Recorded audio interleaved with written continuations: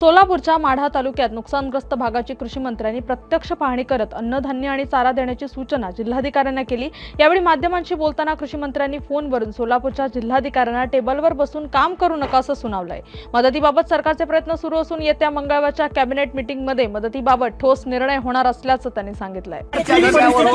राज्याची आर्थिक परिस्थिती अशी आहे का की शेतकऱ्यांना आपण तात्काळ मदत देऊ शकू? आपण जे 22 कोटी रुपये दिले म्हणून सांगताय, वाटप सुरू आहे म्हणून सांगितलं जातं, ते मागच्या नुकसानीचे आहेत। आता होणाऱ्या नुकसानाची काय? नुकसानीचे नाहीत। याच पावसाळ्यामध्ये अतिवृष्टी झालेली आहे ना, जून जुलै। आता तुम्हाला अतिवृष्टी आता झालेली आहे।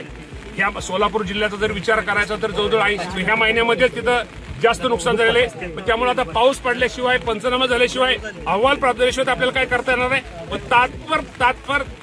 तात्पर अर्जंट आपल्याला जे आहे कलेक्टरकडचे पैसे असतात त्या बाबतीमध्ये येणाऱ्या 1-2 दिवसामध्ये आपल्या सर्वांना जी मदत आहे ती शेतकऱ्यांना मदत देण्यात ओला दुष्काळ जाहीर झाला पाहिजे, असं कसं तुम्ही सगळे बसून इथं गोंधळगाव येथे मी आलो, इथं लोकांची भावना आहे।